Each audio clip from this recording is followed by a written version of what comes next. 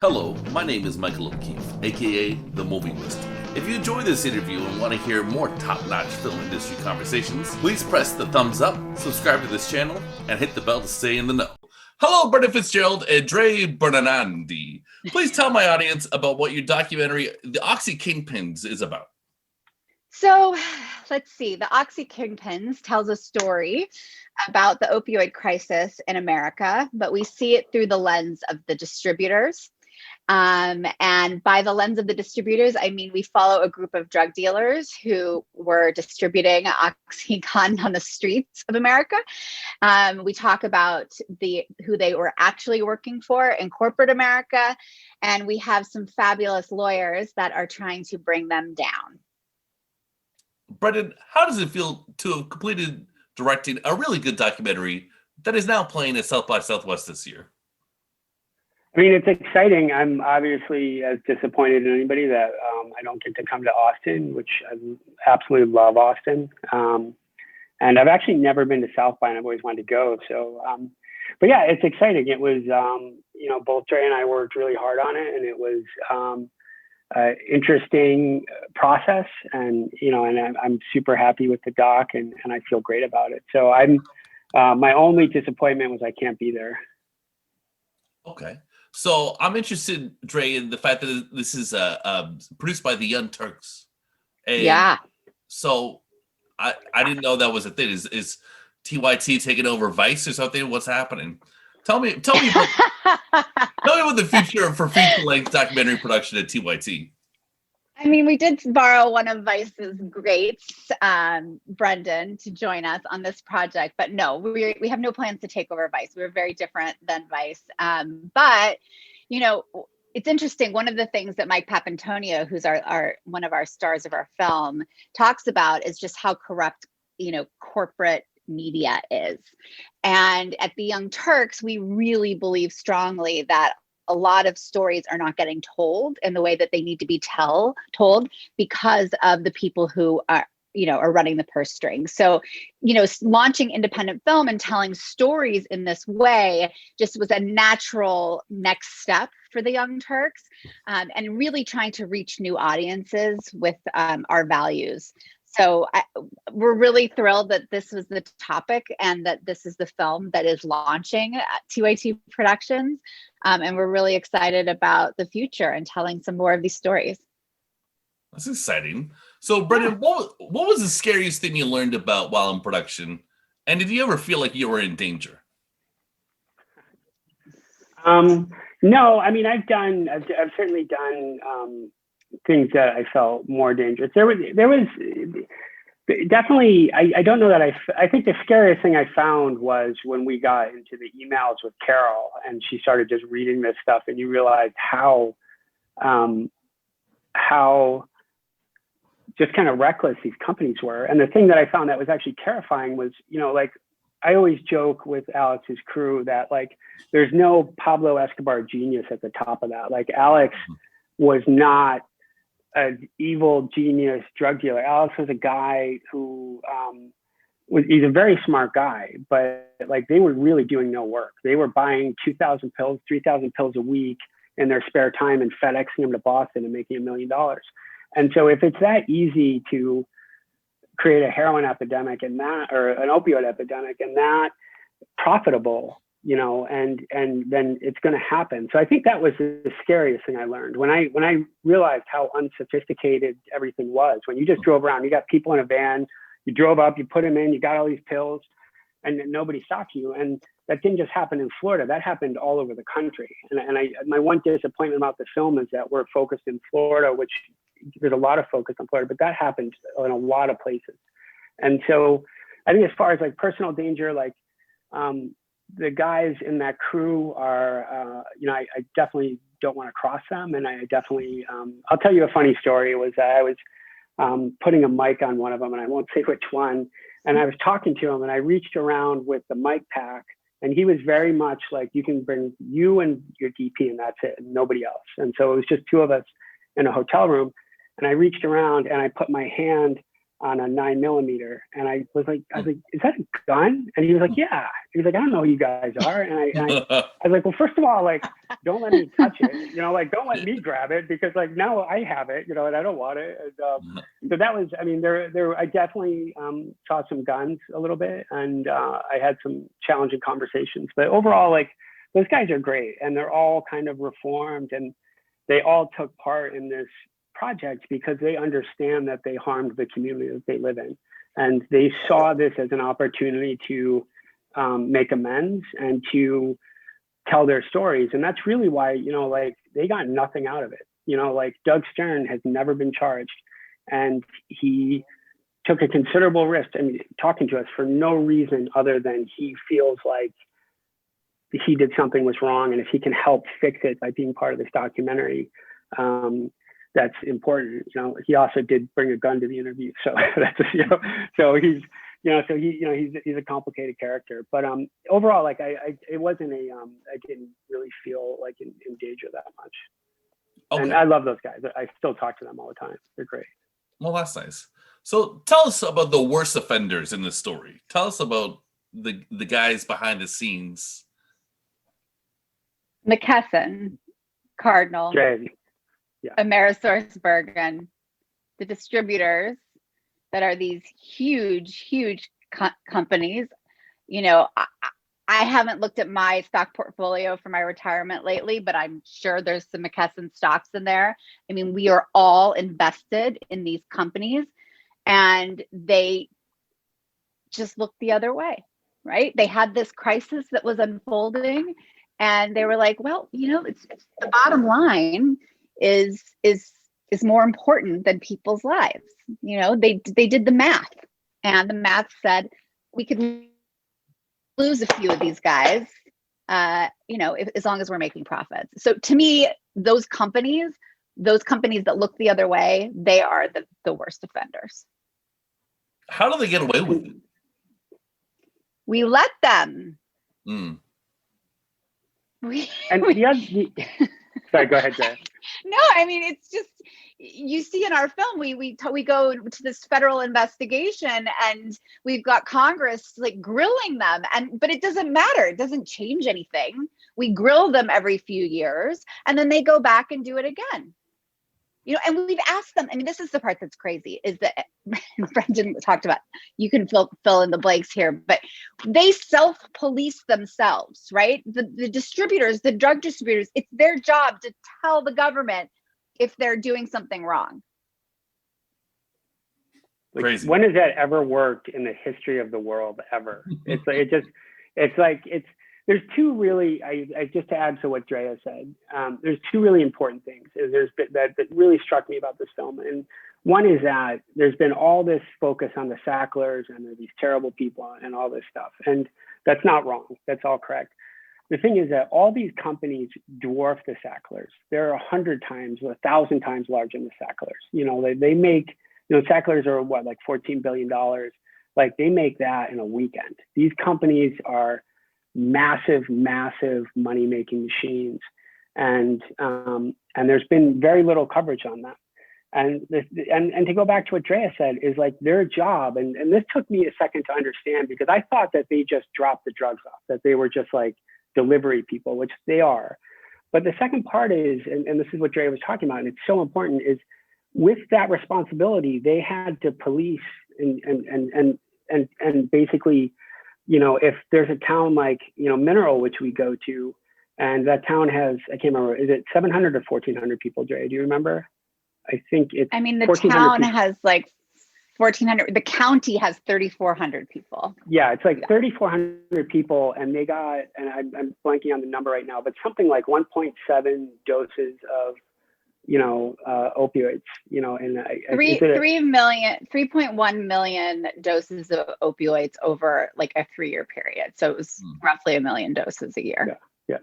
And which is, just do the math, like how, like if I took that, if I split that up between me and 3,400 of my friends, I feel like we'd all be dead.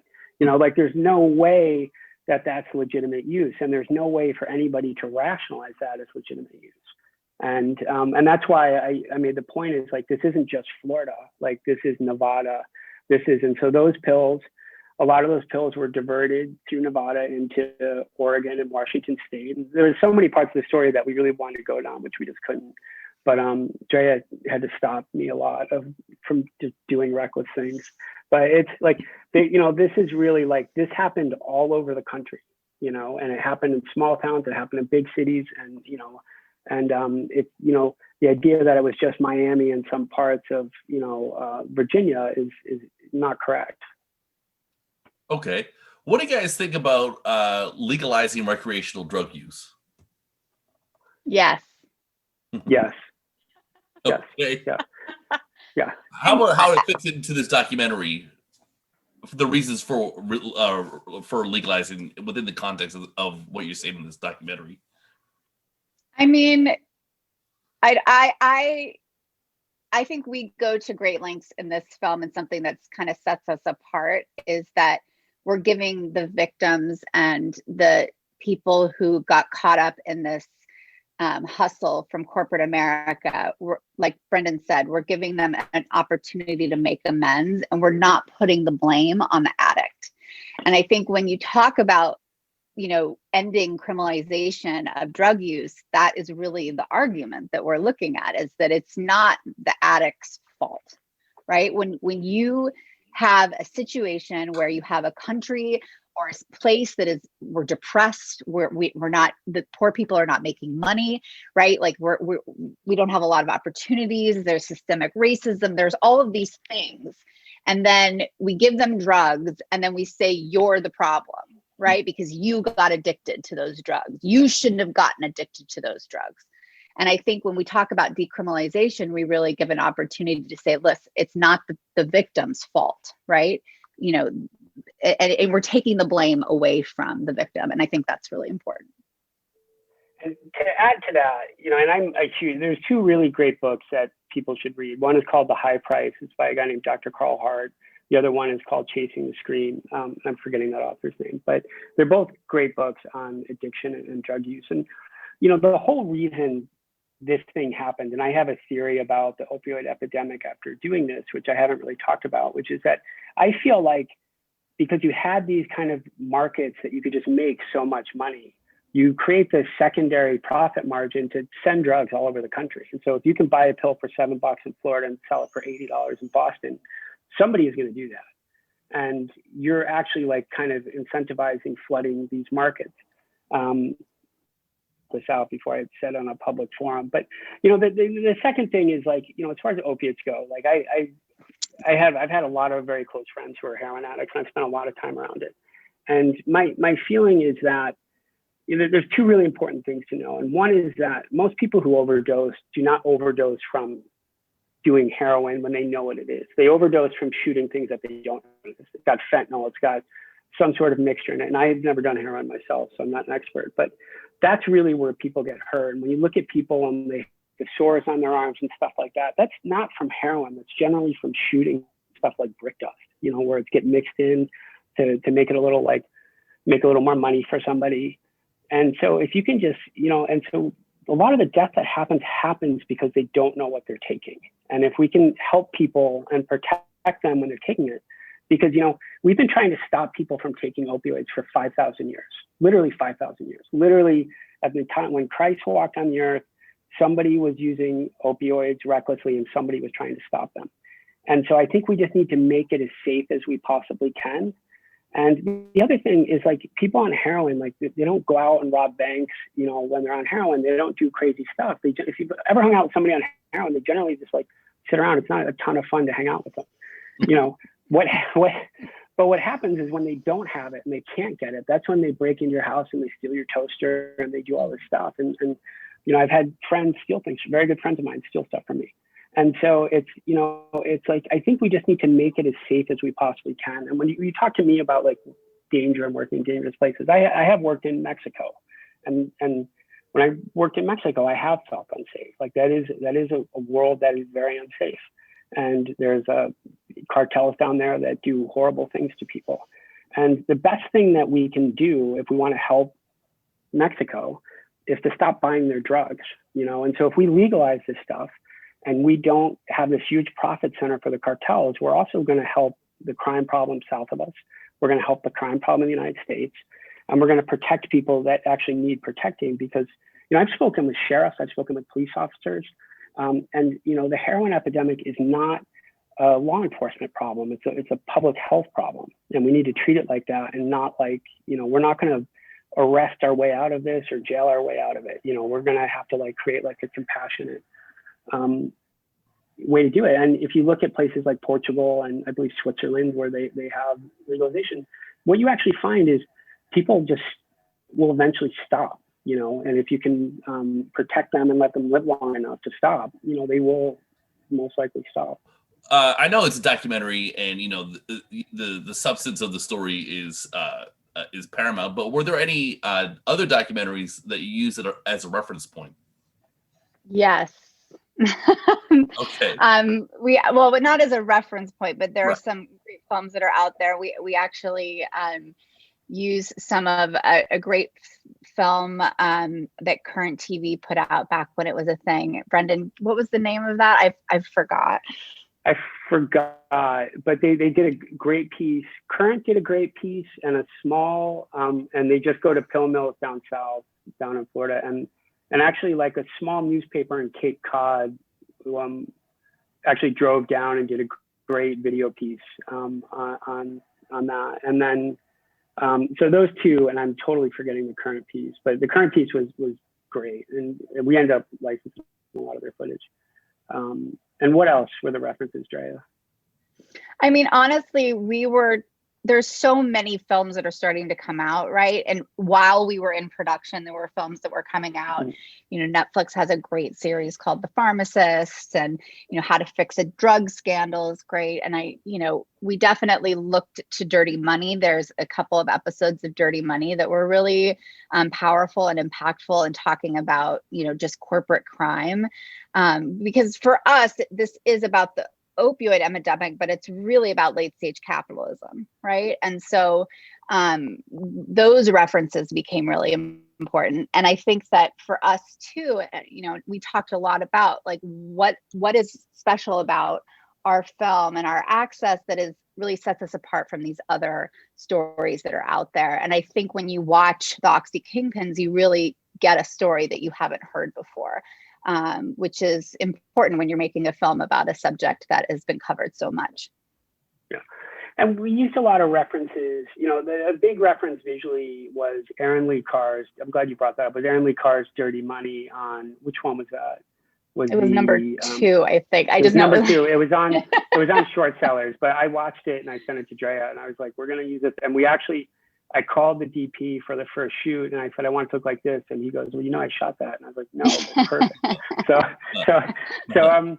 that was it. I mean, the other, but I would say like one of the things that we decided early on, and it happened almost by like happenstance, like I shot these first 2 interviews, and when Dre and I watched them, like one of the things we realized was both of the people were in recovery, and they were both just people that was Alex and another guy who we ended up cutting out of the film.